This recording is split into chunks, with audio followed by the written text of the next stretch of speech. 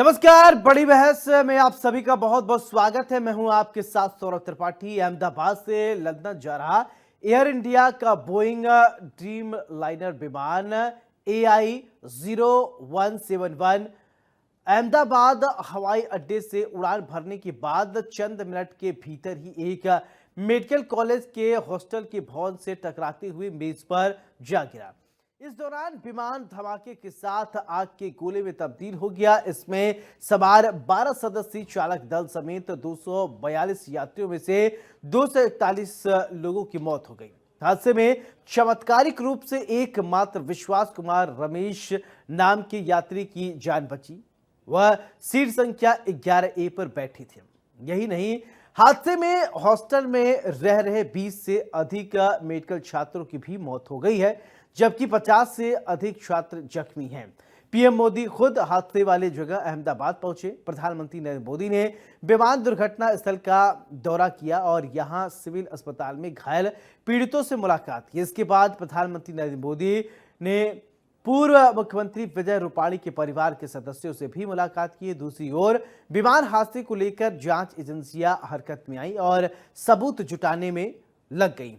दुर्घटना का शिकार हुए एयर इंडिया के विमान के मलबे से डीवीआर बरामद कर लिया गया है। ये प्लेन क्रैश होने के असली वजह का पता लगाने में जांच एजेंसियों को मदद करेगा। अहमदाबाद एयरपोर्ट से उड़ान भरने के बाद लंदन जा रहे एयर इंडिया की बोइंग ड्रीम लाइनर विमान का मलबा जिला अस्पताल के पास गिरा। इस हादसे की जांच कर रही एटीएस की टीम के एक अधिकारी को विमान में मौजूद डीवीआर मिला है। ये इस हादसे की जांच को तेजी से आगे बढ़ाने का काम करेगा। जानकारी के लिए बता दें कि डीवीआर, जिसे हम डिजिटल वीडियो रिकॉर्डिंग भी कहते हैं, यह एक ऐसा डिवाइस होता है जो एयरक्राफ्ट में सिक्योरिटी के लिए इस्तेमाल किया जाता है। फ्लाइट में मौजूद सीसीटीवी कैमरे की फुटेज इसमें रिकॉर्ड होती है। फ्लाइट के लिए डिजाइन किए गए डीवीआर को आम डिजिटल वीडियो रिकॉर्डर के मुकाबले मजबूत बनाया जाता है, जो खराब वातावरण भी लंबे समय तक रिकॉर्डिंग करने में सक्षम होता है। फ्लाइट के रिव्यू के बाद डीवीआर के डेटा को रिमूव भी किया जा सकता है। जांच के बाद हादसे की सही और सटीक वजह सामने आएगी। लेकिन जिस तरीके से बोइंग विमान को लेकर सवाल उठ रहे हैं, वो सवाल आप में भी खड़ा हो रहा होगा, क्योंकि ये पहला मामला नहीं है जब बोइंग विमान को लेकर विवाद हो रहा हो। इससे पहले भी बोइंग सुरक्षा और गुणवत्ता को लेकर भी सवाल खड़े होते रहे हैं, सवालों के घेरे में रहा है। गुरुवार को भी हादसे के बाद आकाश वत्स नाम के एक यात्री ने विमान को लेकर चौंकाने वाले खुलासे किए। वत्स उसी फ्लाइट के दिल्ली से फ्लाइट के अहमदाबाद पहुंचे थे। वत्स को विमान में कई खामियां नजर आई थी। उसका वीडियो बनाकर आकाश वत्स ने सोशल मीडिया पर डाली। ऐसे में सवाल उठता है कि विवादों से बोइंग का नाता फिर क्यों सरकारों को भाता? क्या विमान के मेंटेनेंस को नजरअंदाज किया जाता है? तकनीकी खराबी के बाद भी विमान ने कैसे उड़ान भरी? क्या बोइंग ने विमान की गुणवत्ता से किया समझौता? क्या उड़ान के लिए फिट था 11 साल पुराना विमान? आज इसी मुद्दे पर बड़ी बहस करेंगे, इन्हीं सवालों के साथ चर्चा करेंगे। लेकिन उससे पहले एक रिपोर्ट दिखाते, फिर चर्चा की शुरुआत करते कि आखिरकार इतना बड़ा हादसा हो गया, हम क्या सीखे? इससे पहले भी कई हादसे हुए थे, उससे हम क्या सीखे?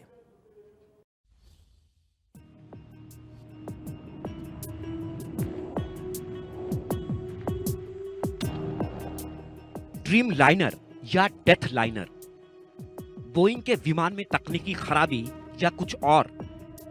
कैसे चला विमान? एक्सक्लूसिव पड़ताल। 40 सेकंड की उड़ान, दोनों इंजन फेल कैसे?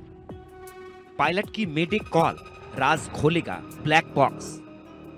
क्या विसल ब्लोअर की चेतावनी सुनी हो तो टल सकता था हादसा? एयर इंडिया प्लेन क्रैश का कसूरवार बोइंग। एयर इंडिया की फ्लाइट AI-171 के हादसे ने भारत ही नहीं दुनिया को हिलाकर रख दिया है। अहमदाबाद में विमान की उड़ान के 40 सेकंड बाद ही क्रैश होने को लेकर कई सवाल उठ रहे हैं। बताया गया कि इस विमान की सुरक्षा को लेकर एक विसल ब्लोअर ने कुछ साल पहले ही सख्त चेतावनी दी थी। न्यूयॉर्क टाइम्स ने 2024 में बोइंग के एक इंजीनियर सैम सालेहपुर की एक रिपोर्ट छापी थी। सैम ने FAA यानी फेडरल एविएशन एडमिनिस्ट्रेशन में एक शिकायत दर्ज कराई थी। उन्होंने 787 ड्रीमलाइनर और 777 विमान में बड़ी कमियों के बारे में बताया था। सैम का कहना था कि विमान बनाते समय कुछ शॉर्टकट अपनाए गए, इससे विमान की उम्र कम हो सकती है और बड़ा हादसा भी हो सकता है। मैं बोइंग को बदनाम नहीं करना चाहता, मैं इसलिए ये सब कर रहा हूँ ताकि कोई हादसा न हो। विमान के फ्यूजलेज यानी विमान के ढांचे में कुछ गैप को ठीक नहीं किया गया है, इससे उड़ान के दौरान विमान पर दबाव बढ़ सकता है और ये खतरे में पड़ सकता है। I raised concerns internally. I was sidelined. I was told to shut up. I received physical threats. My boss said I would have killed someone who said what you said in a meeting. And then this is not a safety culture when you get threatened by bringing issues of safety concerns. Sam की चिंता को अनदेखा नहीं किया जा सकता था, इसलिए FAA और बोइंग ने ड्रीमलाइनर की डिलीवरी रोक दी थी। लगभग 2 साल तक उन्होंने इसी समस्या की जांच की थी, लेकिन छोटे छोटे गैप को ठीक नहीं किया गया। हालांकि बोइंग ने कहा था कि उसने इस समस्या को ठीक कर लिया है। विमानों की डिलीवरी फिर से शुरू हो गई। बोइंग ने कहा था कि सभी विमान सुरक्षित हैं, लेकिन सैम सालेहपुर ने कहा कि समस्या अभी भी बनी हुई है। उन्होंने बताया कि विमान को बनाते समय गलत तरीके अपनाए गए। कर्मचारी विमान के पार्ट को फिट करने के लिए उन पर जबरदस्ती कूदते थे। विमान ऐसे नहीं बनाया जाता। बोइंग ने सैम के आरोपों को गलत बताया था। कंपनी ने एक बयान में कहा था 787 विमान की मजबूती को लेकर जो बातें कही जा रही हैं वो गलत हैं। बोइंग ने विमान को सुरक्षित बनाने के लिए बहुत काम किया है। खैर, इस बात को नजरअंदाज करना कितना भारी पड़ रहा है ये तो अब सब जान ही गए हैं। इतना ही नहीं, एयर इंडिया विमान के एक यात्री आकाश वत्स ने हादसे के बाद बहुत बड़ा दावा किया और वीडियो जारी कर कहा कि प्लेन में खामियां थीं। प्लेन के टेक ऑफ से पहले पैसेंजर ने अंदर की तस्वीरें भी दिखाई थी। इसी प्लेन से वो दिल्ली से 2 घंटे पहले अहमदाबाद पहुंचे थे। आकाश वत्स ने तस्वीरें दिखाकर कुछ गड़बड़ियों की तरफ इशारा भी किया, लेकिन बहुत देर हो चुकी थी। ये विमान हादसे का शिकार हो चुका था, लोगों की जानें जा चुकी थी। जब मैं बैठा था, बैठने वो इश्यू नहीं लगा। जब मैंने वीडियो रिकॉर्ड करी, मैंने बाद में देखा तो मुझे थोड़ा सा मैं जिस चीज को क्लैरिफाई करना चाहता हूँ, बीइंग ए पैसेंजर, मुझे थोड़ा सा लगा कि कुछ थोड़ा अनयूजुअल मुझे लगा बाहर फ्लैप्स को देखकर, जो कि वीडियो में एक्सपर्ट्स बता पाएंगे कि वो अनयूजुअल था नहीं था, वट एवर इट इज। तो एक चीज तो मैं ये क्लैरिफाई करना चाहता हूँ आपके माध्यम से कि मैंने अपना ओपिनियन दिया है। मैंने ये नहीं बोला कि जो मैं बात बता रहा हूँ ये वो वैलिड पॉइंट्स है जिनसे कि प्लेन क्रैश हुआ होगा। I never said that. घूम फिर कर सवाल फिर वही कि उड़ान के 40 सेकंड बाद ही विमान अचानक नीचे कैसे आने लगा। 3505 मीटर का रनवे था। इसके बाद विमान 3.2 किलोमीटर ही उड़ सका और BJMC कॉलेज के पास क्रैश हो गया। विमान में 2 इंजन थे, क्या दोनों खराब हो गए? क्या विमान में तकनीकी खराबी थी? क्या कोई सॉफ्टवेयर खराबी थी? पायलट की मेडे कॉल भी आई, लेकिन जब तक उसका रिप्लाई दिया जाता तब तक विमान आग का गोला बन चुका था। अब विमान का DVR मिल गया है। बताया जा रहा है कि इससे कई सारे राज खुल सकते हैं। ब्लैक बॉक्स भी कई राज खोलेगा। कैसे जला विमान, इसका पता लगाना बेहद जरूरी है ताकि फिर कभी ऐसी घटना ना हो। Bureau report, India news. तो हादसा बहुत दुखद है, पूरे देश को झकझोर कर रख दिया है। आज इसी विषय पर हम चर्चा करेंगे। हमारे साथ 2 खास मेहमान जुड़ रहे हैं। तपेश चतुर्वेदी जी हैं हमारे साथ, रक्षा विशेषज्ञ हैं, बहुत बहुत स्वागत है। हिमांशु भट्ट जी हमारे साथ हैं, वरिष्ठ पत्रकार हैं। हिमांशु जी, आपका भी बहुत बहुत स्वागत है। चर्चा की शुरुआत हिमांशु जी मैं आपसे करना चाहूँगा। कोई एक्सपर्ट कमेंट मैं पहले तपेश जी से लूँ, इससे पहले मैं आपसे शुरुआत करना चाहता हूँ। इस पूरे घटनाक्रम ने देश को हिला कर रख दिया है। ऐसा प्रतीत हुआ अचानक क्या हो गया, कोई समझ ही नहीं पाया। इससे पहले घटनाएं कुछ और आई हैं, उनसे कितना सीखा गया है, क्या कहेंगे हिमांशु? सबसे पहले आप एक प्रतिक्रिया दीजिए। देखिए, प्रतिक्रिया मैं दूं उससे पहले 1-2 बातें मैं क्लियर कर देना चाहता हूं। ये जो बोइंग ड्रीम लाइनर है ना 787, वो 10-12 साल से चल रहा है। आज तक हादसा नहीं हुआ, उसका मतलब ये नहीं कि सभी ठीक था जी, ये भी एक बात है। मगर मैं दूसरी चीज को भी रूल आउट नहीं करता। उसकी वजह है मेरे पास, और मैं आपको ये समझाऊंगा अभी। 1:38 को विमान रनवे के ऊपर रन डाउन करना चालू करता है। 3.5 किलोमीटर के पूरे रनवे के ऊपर जाते जाते खत्म करते उसे 175 नॉट्स की स्पीड पकड़ता है।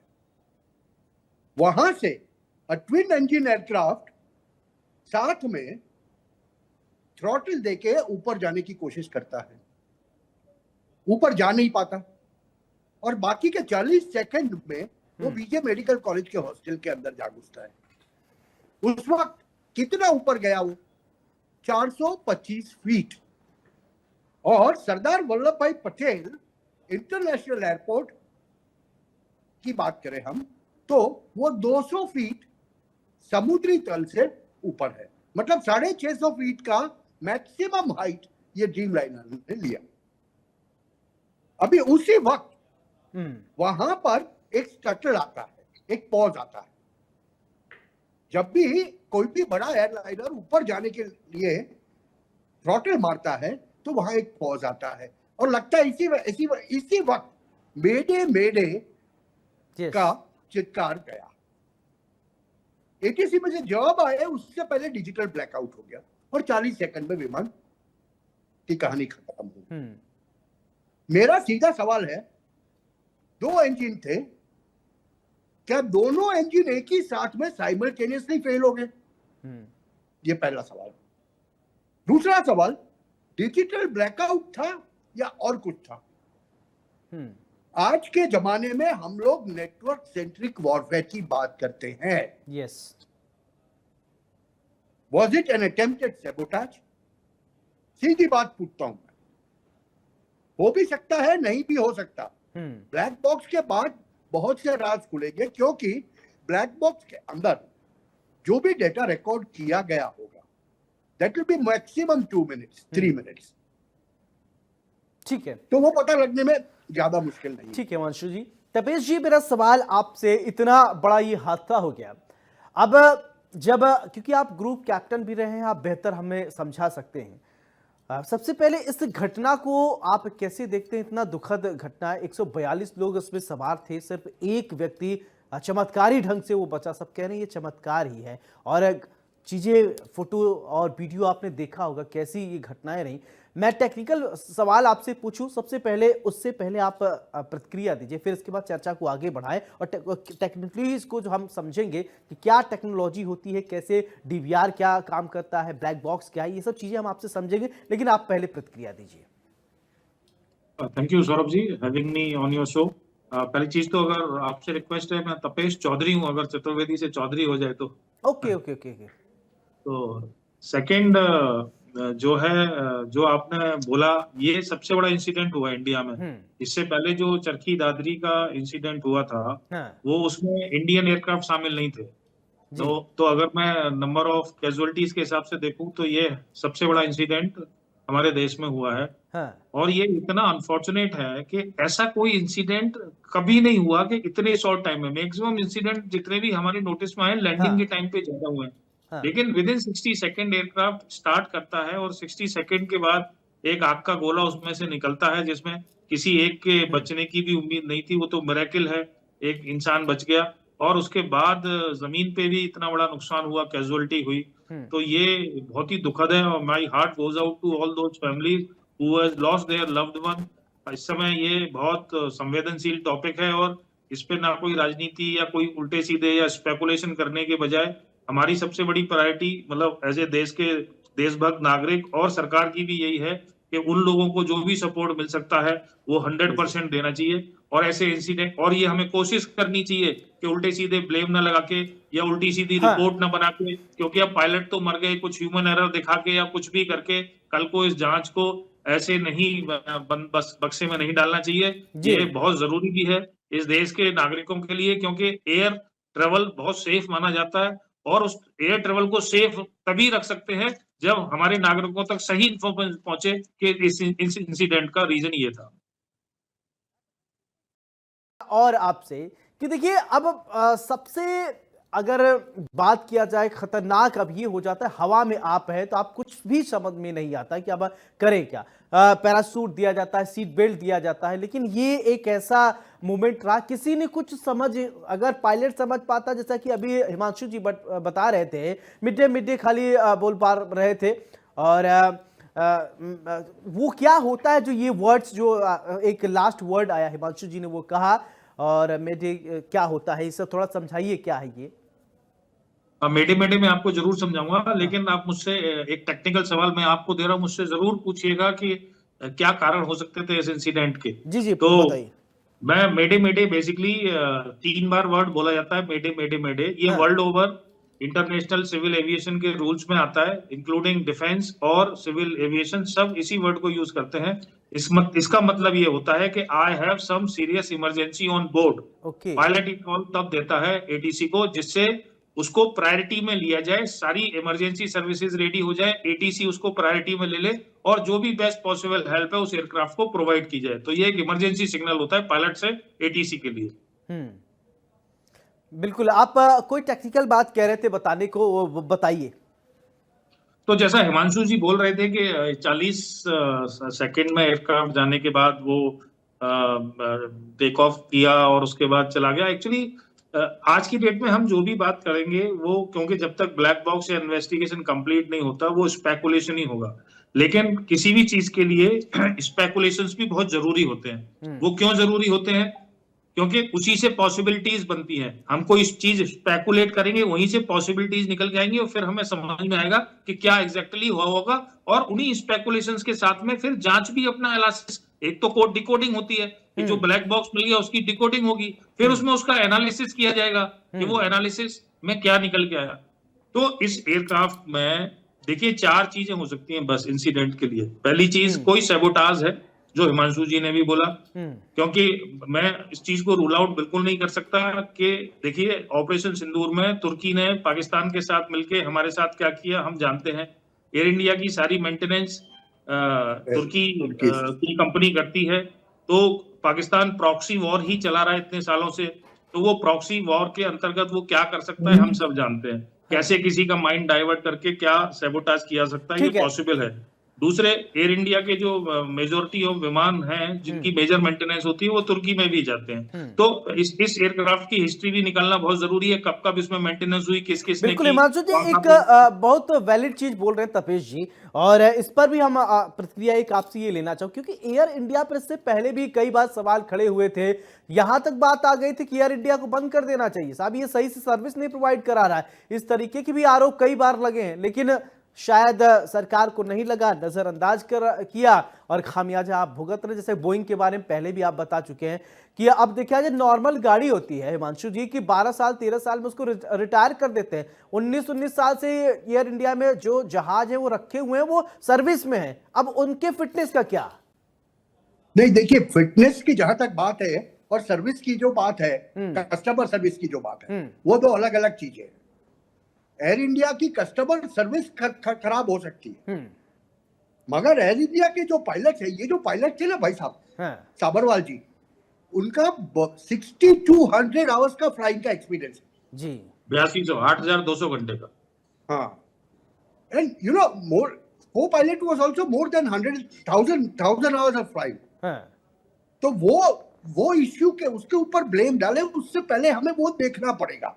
That's why you know तापस जी भी बता रहे थे, मैं भी बता रहा था कि let the black box come out ji, and we'll know the exactly what has transpired. Because मेरा तो सीधा सा मानना है, मैं एक लेमैन की तरह जब मैं सोचता हूँ, बात करता हूँ, तब मेरी समझ में ये आता है कि ट्विन इंजन क्यों रखा गया है। तापस जी इसको मानेंगे, मैं जो बता रहा हूँ वो बताएंगे कि दो में से एक इंजन अगर बर्ड से खराब भी हो गया तो दूसरे इंजन से एयरक्राफ्ट को पावर कर दिया जाता है और वो पूरी उड़ान खत्म कर सकता है, उतना केपेबल होता है। अभी देखिए 787, जैसे आप बता रहे थे ना कि गाड़ी की उम्र 10-12 साल की, मगर this were white elephants, I call it white elephants, the huge aircraft, and they are very professional when they are flying. तो लोग भी कहते हैं कि इसको अगर इकोनॉमिकली चलाना है तो आपके बड़े एयरक्राफ्ट ज्यादा से ज्यादा हवा में होने जरूरी है। ये एयरक्राफ्ट की बात करें, फ्लाइट की IC-171 की, तो वो भी सुबह में दिल्ली से अहमदाबाद आई थी। यहाँ अहमदाबाद से वो गेटविक जाने वाली थी, गेटविक से वापस गोवा आने वाली थी। तो it was sort of circular route. और वहां पर देखिए मेरे बेसिक 2 सवाल है जिसके जवाब आई थिंक शायद तापस जी बता पाएंगे। मेरे बेसिक 2 सवाल जी जी। और ये पहला ये कि the aircraft was given a go ahead all fine to fly. पूरा मेंटेनेंस और पूरा चेकिंग सुपरविजन जो भी होता है वो सब अहमदाबाद एयरपोर्ट में होने के बाद उसको गो अहेड दिया गया। Now here the angle of Turkish maintenance comes in. जी। टाटा के हाथ में लेने के बाद, एयर इंडिया को टाटा के हाथ में लेने के बाद, there are Turkish Airlines people who are working on was that's why. इसी की वजह से मैंने पहले बताया कि ये नेटवर्क सेंट्रिक वॉरफेयर का जमाना है। जी। Was it some sort of और ये जो एयरक्राफ्ट है 787 जहां तक मेरी जानकारी है सुपर कंप्यूटर से ऑपरेट होते हैं साहब। जी। किसी ने उसको हैक भी किया हो सकता है, जैमिंग भी हो सकता है। और उसी वजह से और साथ में जब एयरक्राफ्ट टेक ऑफ कर रहा है तो मैक्सिमम फ्यूल था, क्योंकि 9 घंटे की फ्लाइट थी। 9 घंटे की नॉन स्टॉप फ्लाइट के लिए आपको मैक्सिमम फ्यूल होना जरूरी है जी। और वो टेक ऑफ करते वक्त वो खाली 400 फीट तक ऊपर जा पाया, ज्यादा ऊपर जा ही नहीं पाया जी। और 40 सेकंड में नीचे आ गए।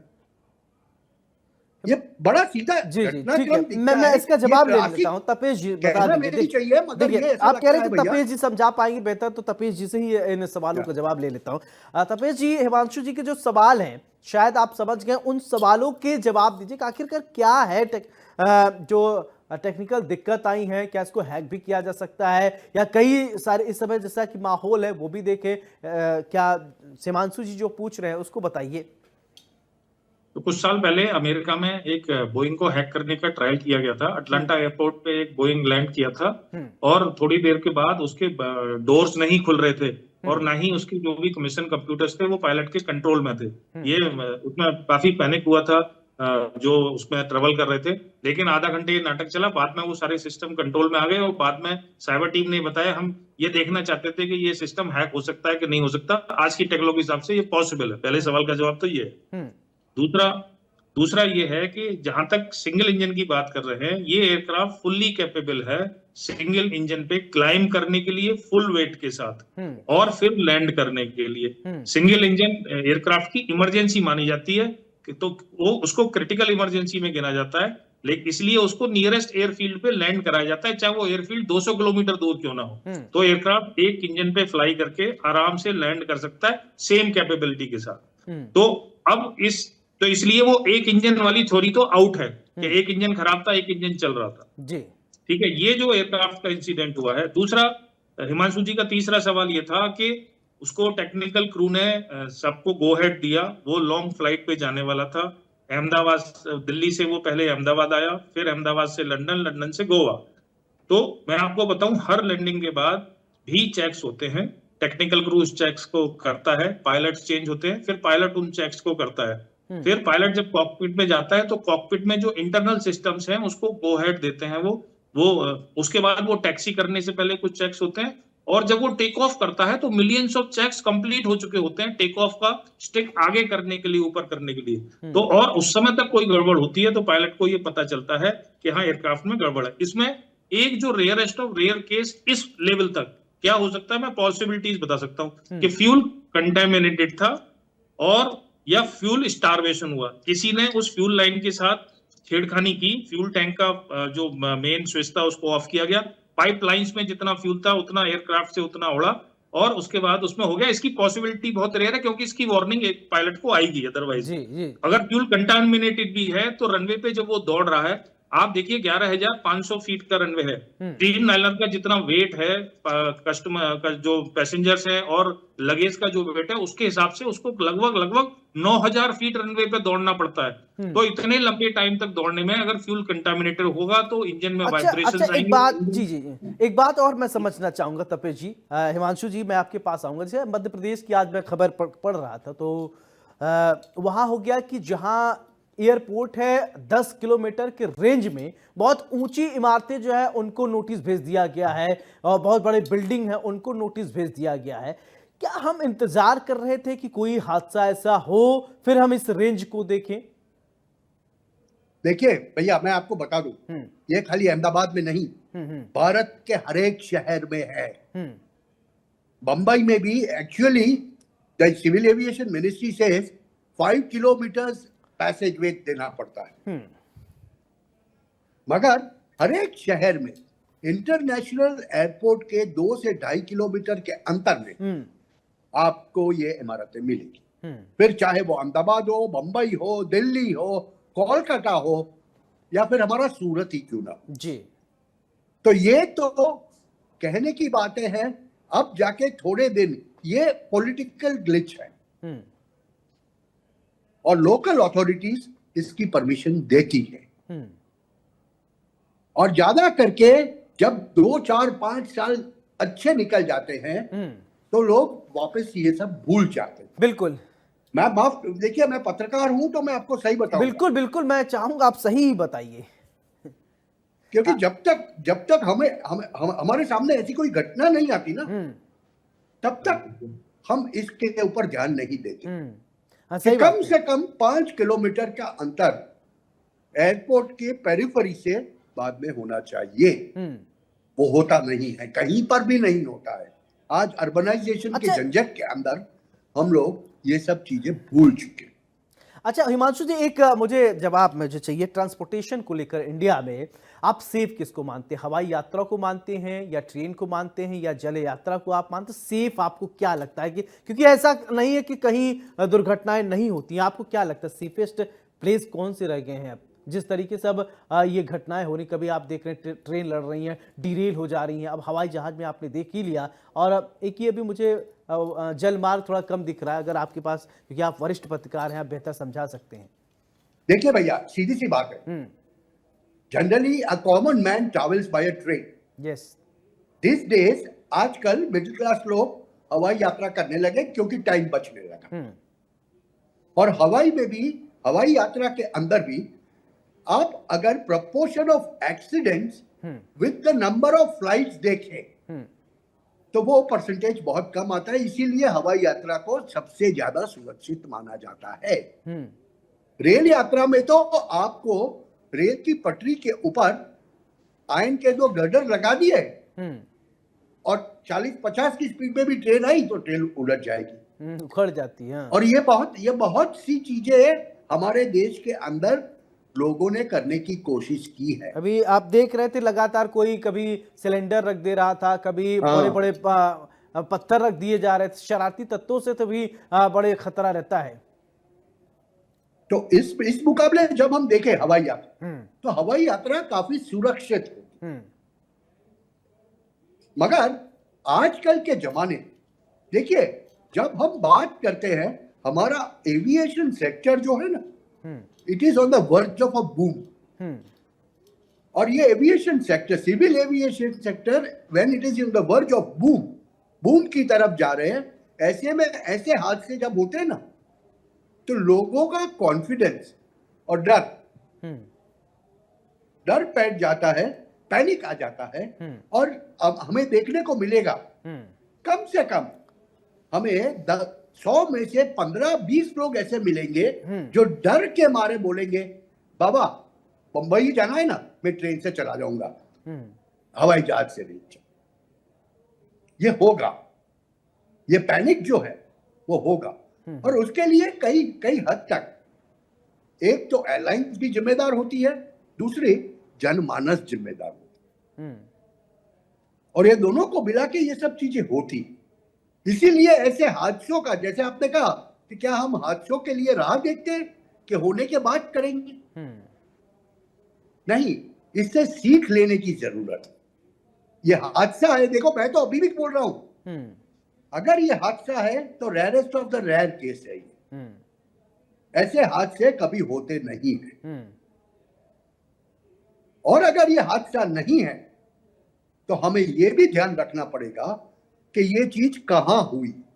देखिए मैं एक पॉइंट दे देता हूं, ये चीज दिल्ली में नहीं हुई भैया, बंबई में नहीं हुई, ये अहमदाबाद में हुई, यस, क्योंकि इस वक्त नरेंद्र भाई मोदी और अमित शाह दोनों अहमदाबाद शहर के हैं और कोई कुछ मैसेज देना चाहता।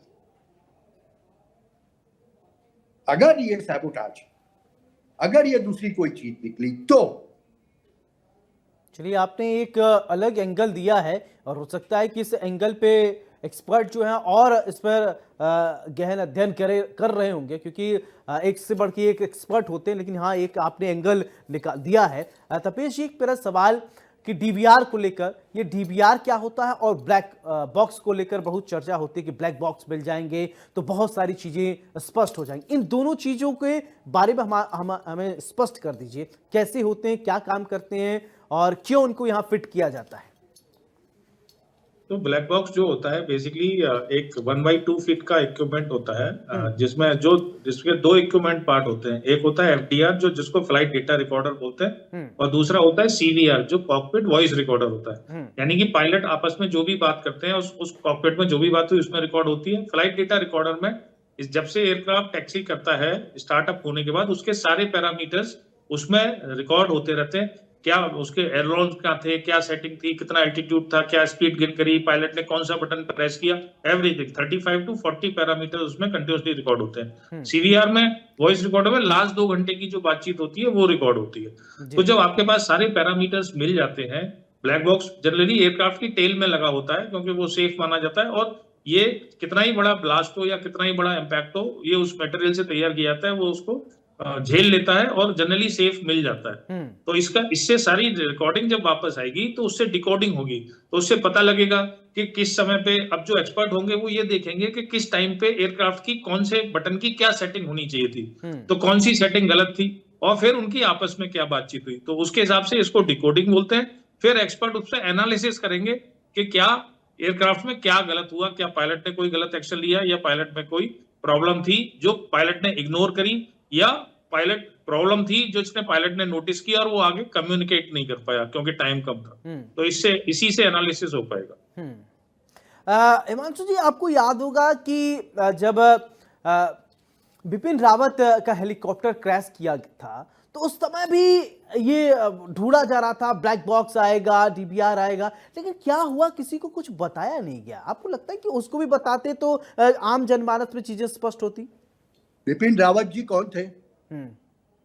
सीडीएस। तो ज्यादा करके ऐसी चीजों में जब हादसे होते हैं और सीडीएस जाते हैं, बिपिन रावत जी की बात कर रहे हैं आप, उसके बाद वो जो ईरान के जो प्रेसिडेंट थे उनका चॉपर कहीं गायब हो गया था। कुछ खबर मिली आपको?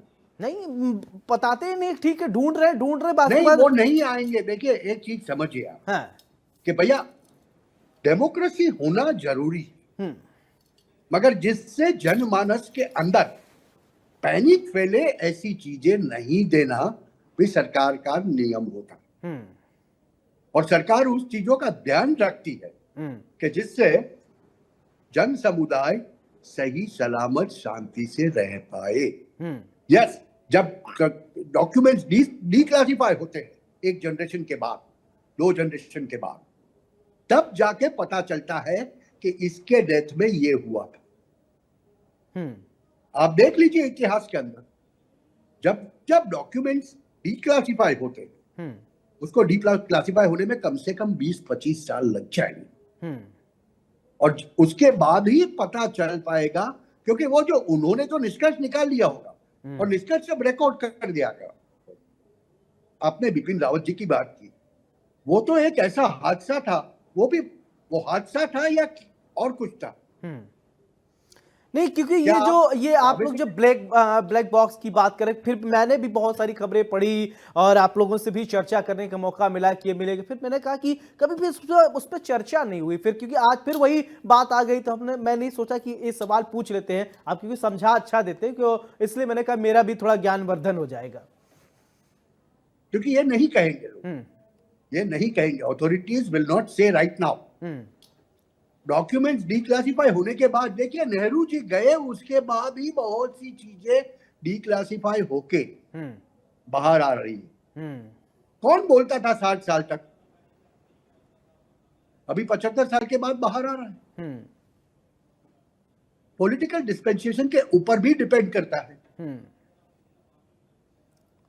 कौन, किसको पता है, कौन कहेगा कि भारत ने तिब्बत के अंदर चीनी सेना को चावल खिलाए थे।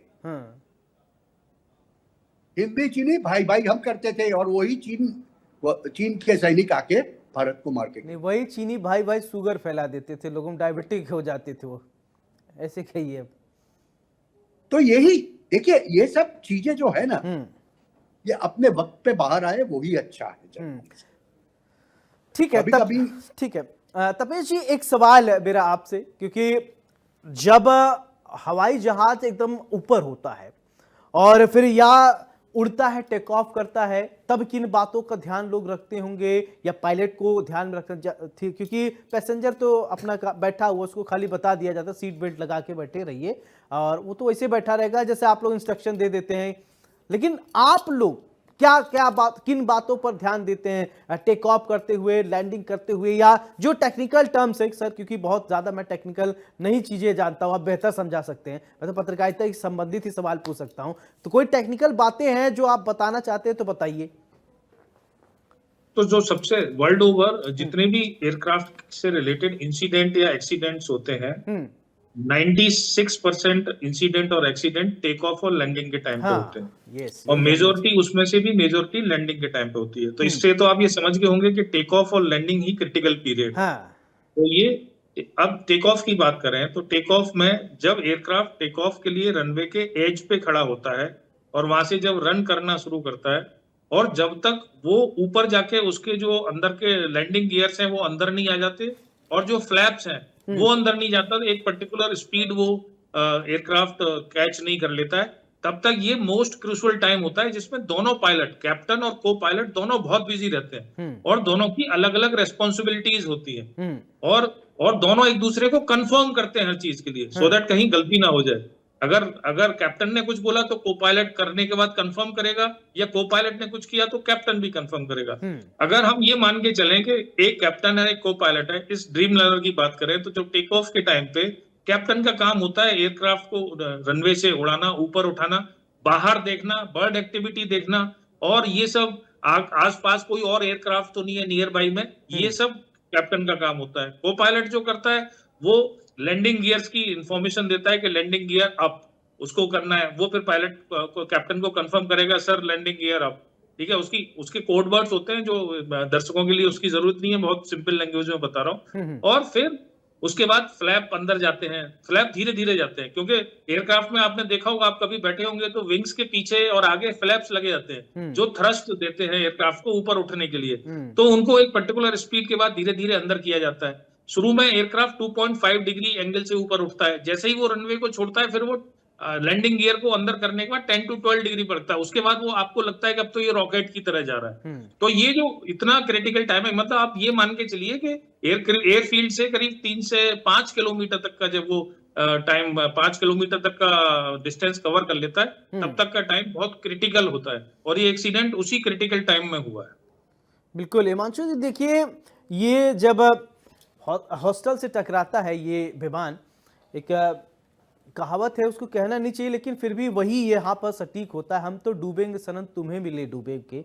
कितने बच्चे वहां पर चले गए, वो तो 242 लोग उसमें सवार थे, वो तो गए ही गए, बहुत दुखद मृत्यु हुई, लेकिन उन बच्चों का क्या, उन अस्पताल में पढ़ने वाले छात्रों, कई छात्रों की मौत हो गई, कई लोग घायल हो गए, और स्थिति बहुत ज्यादा विकराल हो गई। स्थिति इतनी खराब हुई कि तुरंत वहां पर प्रधानमंत्री भी गए हैं, गृह मंत्री भी गए हैं, एविएशन मिनिस्टर, मतलब पूरा देश वहां पर टकटकी लगाए हुए बैठा हुआ है। नहीं, ये तो बड़ी सीधी बात है ना कि देखिए, अभी जब क्रैश हुआ, और वो क्रैश जैसे सर ने बताया कि बहुत सही बताया कि टेक ऑफ के टाइम पे ये 3 से 5 किलोमीटर का जो दायरा होता है, उसी वक्त पे फ्रीक्वेंट फ्लायर जो एयरक्राफ्ट में फ्लाई करता है उसे वो पता होता है कि जब तक टेक ऑफ करके हम ऊपर 5-10 हजार फीट के ऊपर नहीं चले गए, till then he will find it difficult. हमने सोशल मीडिया में 2 दिन बहुत सी बातें लोगों द्वारा कही गई, वो सुनी। मैं 1-2 बातों का सीधा स्पष्ट रूप से यहाँ पर खंडन कर दूंगा, और वो ये कि भैया देखिए, एयर इंडिया में एसी नहीं चलता, हाँ, यस, लाइटें बराबर नहीं चलती, सर्विस एकदम कंडम है। चलो माना कभी नहीं चलता होगा, मगर वो पता कितने लोगों को है, कितने फ्रीक्वेंट फ्लायर्स है जिनको वो पता ही होता है कि जब विमान टेक ऑफ करता है तो इवन विमान के अंदर की लाइटें भी बंद हो जाती है, डिम हो जाती है जी, एसी के उसी वक्त बंद हो जाता है। वो घंटे पहले से उसको चालू करके क्राफ्ट को कूल डाउन किया गया, कूल किया गया। तो वो 5 या 7 मिनट जब एसी नहीं चलता उसका कोई असर लोगों को नहीं दिखता। चलिए हिमांशु जी, और आगे सवाल पूछूं, लेकिन इससे पहले हादसे पर पूर्व सिविल एविएशन मंत्री राजीव प्रताप रूढ़ी का क्या कुछ कहना है, चलिए सुन लेते हैं, दर्शकों को सुना देते हैं और दिखा भी देते हैं। अहमदाबाद विमान हादसे ने पूरे देश को चौंका दिया है। अब यही जो घटना है इसी की चर्चा हो रही है। एविएशन इंडस्ट्री पर सवाल उठ रहे हैं, जो एयरलाइन कंपनीज हैं उनको लेकर भी सवाल उठ रहे हैं, और इस पर बातचीत करने के लिए हमारे साथ मौजूद हैं राजीव प्रताप रूढ़ी जी। राजीव प्रताप रूढ़ी जी सांसद भी हैं, इसके साथ पायलट भी हैं, और सबसे बड़ी बात है कि भारत के पूर्व सिविल एविएशन मिनिस्टर भी रह चुके हैं। सर, किस लिहाज से इस घटना को देख रहे हैं आप? देखिए, जो ये विमान है जिसको वाइड बॉडीड 787 ड्रीम लाइनर, दुनिया की सबसे खूबसूरत विमान, सबसे ताकतवर इंजन, नया कॉम्पोजिट स्ट्रक्चर, और संभवतः ये पहला क्रैश है इस विमान का पिछले 15 वर्षों के इतिहास में। देखिए, ये विमान सामान्य रूप से गिर नहीं सकता है, और गिरने के कुछ कारण जो दुनिया भर में बाकी विमानों में होते हैं, या तो इंजन फेलियर होता है, या फिर तेल में मिलावट होता है जिसका भी प्रमाण मिल जाता है, या तो सैबोटेज होता है, और या वेदर होता है, मौसम के कारण, और अंतिम कारण है ह्यूमन फेलियर यानी कि पायलट फेलियर। अब इस 4-5 चीजों में अगर एक एक करके विश्लेषण किया जाए तो मेरा ऐसा मानना है कि इंजन फेलियर बिल्कुल ही नहीं है। मेरा ऐसा मानना है कि मौसम भी सामान्य था, हाँ गर्मी बहुत ज्यादा थी, लेकिन उसके लिए पर्याप्त कैलकुलेशंस किए जाते हैं जिससे टेक ऑफ सुचारू रूप से हो सके। तीसरा है कि सैबोटेज की भी संभावना नहीं है। चौथा, मैंने मौसम की बात कही, मौसम भी सामान्य था, गर्मी का मैंने बताया है। और 5वां विषय मैंने कहा कि ह्यूमन एरर। मैं कोई एक्सपर्ट नहीं हूं, लेकिन कल शाम को भी हमने टेलीविजन चैनल पर कहा था कि शायद एक ऐसा मानवीय मिस्टेक हुआ है, मैं सही नहीं भी हो सकता हूं, इस बात को हमेशा आप लोग याद रखें, कि जो शायद जो स्टेप कप्तान को और उसके पायलट को उठाना चाहिए था। विमान में एक पायलट फ्लाइंग होता है जो विमान उस समय उड़ा रहा होता है, और एक पायलट मॉनिटरिंग होता है। मेरे जानकारी में इस विमान में पायलट फ्लाइंग और पायलट मॉनिटरिंग कौन था इसकी जानकारी नहीं है। फिर भी इस अनुमान से कि कमांडर है, मौसम काफी गर्म था, तो pilot in command pilot flying थे जो कमांडर थे 8 से 10,000 घंटे के अनुभव से, और उनके साथ बाएं सीट पर जो पायलट मॉनिटरिंग था वो लगभग 1000 घंटे के आसपास था। जहाज रोल करता है रनवे पर, और एक बिंदु आता है जिसको हम लोग कहते हैं एक स्पीड के बाद रोटेट करना, तो उसके बाद रोटेट भी करता है और जहाज जमीन से 2.5 डिग्री के ऊपर उठता है, और उसके बाद से जहाज उसी अनुपात में 10 से 12 डिग्री के एंगल पर ऊपर जाता है। जहाज जैसे विमान उड़ता है तो सबसे पहला कॉल जो हम लोग विमान कक्ष में करते हैं, और ये दुनिया भर के लिए लागू है, पॉजिटिव क्लाइंब, यानी कि जहाज पॉजिटिव मतलब जमीन से ऊपर उठ गया है, तो पहला कॉल होता है गेयर अप। गेयर का मतलब जो उसके चक्के हैं वो धरती से हट चुका है, अब इसको अंदर ले जाइए, क्योंकि सबसे ज्यादा जो विरोध वायु का होता है वो उस खुले हुए कैरेज वे से होता है। उसमें अगर हवा का दबाव होता है तो जहाज का लिफ्ट कमजोर होता है, और जैसे हम कहते हैं गेयर अप, तो जैसे ही चक्का अंदर जाता है, डिब्बा की तरह वो बंद होता है, जहाज का लिफ्ट बढ़ता है, और उसके बाद तब तक जहाज का लिफ्ट बढ़ता रहता है जब तक एक स्पीड नहीं हम प्राप्त कर लेते हैं, और दाहिने में फ्लैप्स होता है। तो बोइंग 787 का 5 डिग्री का फ्लैप्स होता है, जिससे डायने में वो लिफ्ट जिसको कहते हैं, उस गति के कारण लिफ्ट प्राप्त होता है। तो वो लिफ्ट प्राप्त होते रहता है और विमान ऊपर जाता है। और एक बार जब विमान एक गति को पार कर लेता है, तब हम लोग कहते हैं कि अब हमारे पास स्पीड आ गया, हमारे पास ऊंचाई आ गई, अब फ्लैप्स को जीरो कर दो, डायना को सामान्य रूप से छोड़ो ताकि विमान उड़ता रहे। इस समय जब विमान जहाज गिर सकता है यदि पावर फेलियर हो जाए, लेकिन जो वीडियो में देखने का मिल रहा है उसमें कहीं भी हमें आग चिंगारी, इसका मतलब पावर भी इंजन में पूरा था।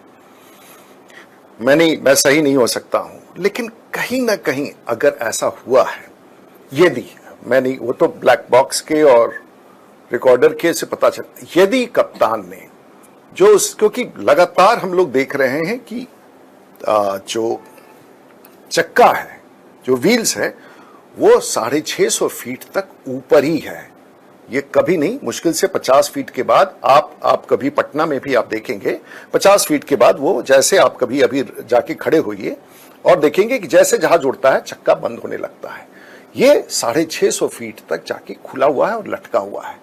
तो क्या कहीं ऐसा तो नहीं हुआ कि कप्तान को उसने कहा कि पॉजिटिव क्लाइंब, यानी कि हम उड़ रहे हैं, जमीन छोड़ चुके हैं, तो कप्तान का ये निर्देश होता है गेयर अप, यानी कि चक्का को ऊपर करो, और एक लीवर होता है जिसको हम लोग ऊपर खींच देते हैं और उसके बाद वो 3 ग्रीन आता है, लीवर ऊपर चला जाता है, फिर वो बंद हो जाता है। कहीं ऐसा तो नहीं हुआ कि एक और लीवर होता है जो फ्लैप्स का होता है, कहीं ऐसा तो नहीं हुआ गलती से कि देखिए मैं सही नहीं, कि उसने फ्लैप्स को जीरो कर दिया। तो जो पूरी ताकत जहाज को लिफ्ट कराने का जो फॉर्मूला था, वो उस फ्लैप्स के जीरो होने के कारण उसका डायनेमिक लिफ्ट जीरो हो गया। क्योंकि जहाज नाक के बल नहीं गिरा है, जहाज पेट के और पूंछ के बल गिरा है। यानी कि जहाज कोशिश में है कि मैं ऊपर जाऊं, और उसके बाद भी गिरते गिरते गिरते पूंछ और पेट के बल गिरा है। इसका मतलब है कि वो पावर जो जनरेट हुआ था उस इंजन की ताकत से, वो लिफ्ट जो जनरेट हुआ था, वो जनरेशन कम हो गया और आस्ते आस्ते ससल। इसमें मात्र कैप्टन को 30 सेकंड मिला।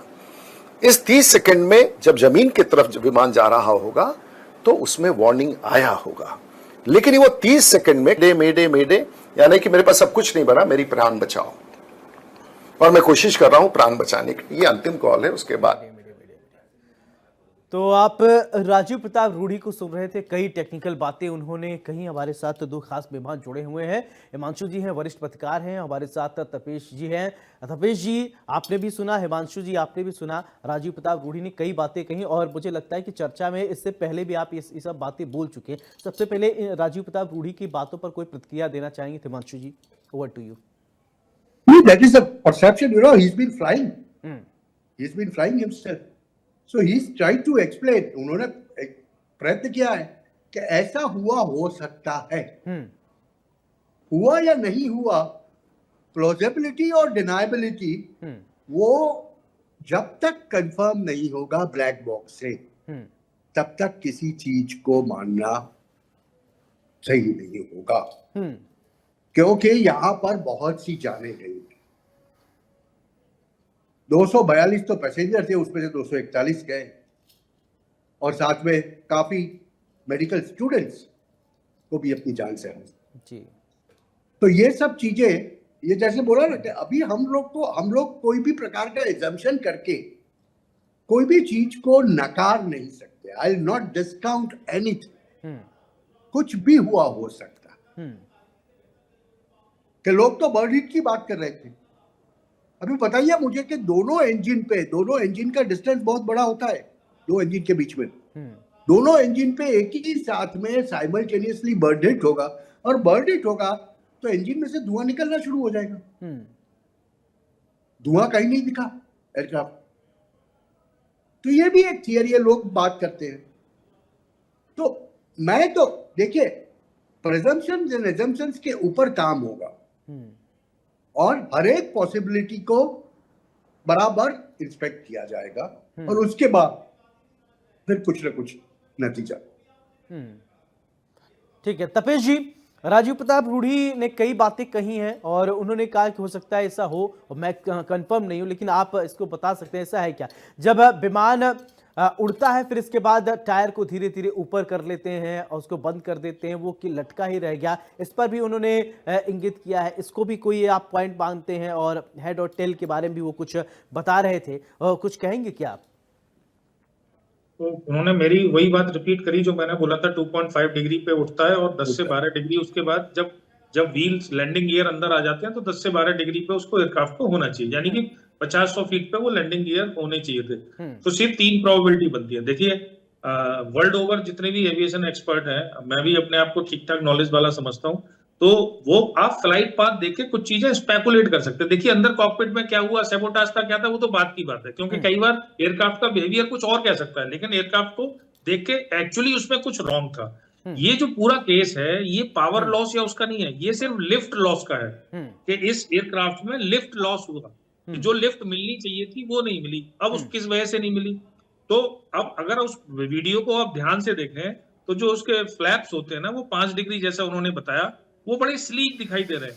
वैसे इतनी डिस्टेंस है जो मैं उस वीडियो की बात कर रहा हूँ जो अहमदाबाद एयरपोर्ट सीसीटीवी से मिला है, उसमें बहुत स्लीक उनके विंग्स दिख रहे हैं, उसमें दिख नहीं रहा कि फ्लैप्स उसके बाहर है। तो ये बहुत बिल्कुल पॉसिबल है कि जब पहली बार कैप्टन ने बोला ओके गियर अप, तो वो फ्लैप डाउन अप हो गए। अब इसमें क्या होता है, ये शॉक क्यों होता है कि जैसे ही फ्लैप अंदर होंगे तो एयरक्राफ्ट के पास उतनी पावर नहीं है, यानी कि उतनी स्पीड नहीं है। फ्लैप्स धीरे धीरे, आप लोग जब एयरक्राफ्ट में कभी इमरजेंसी सीट पे बैठोगे, आपने देखा होगा पीछे से फ्लैप्स धीरे धीरे अंदर किए जाते हैं एक पर्टिकुलर स्पीड अटेन करने के बाद, क्योंकि स्पीड के बाद ही वो लिफ्ट मिलता है। लेकिन अगर आपने उसको इतने हैवी एयरक्राफ्ट को, उसकी स्पीड भी कम है, अगर फ्लैप्स अंदर खींच दिए, अगर दोनों इंजन काम भी कर रहे हैं, तो एकदम से झटका लगेगा और ऐसा लगेगा अरे ये क्या हुआ एयरक्राफ्ट को, ये क्या हुआ, ऐसा लगेगा रुक गया, सब कुछ तो रुक रहा है। अब ध्यान ही नहीं गया कि भाई फ्लैप ऊपर हो गए और लैंडिंग गियर तो नीचे ही है।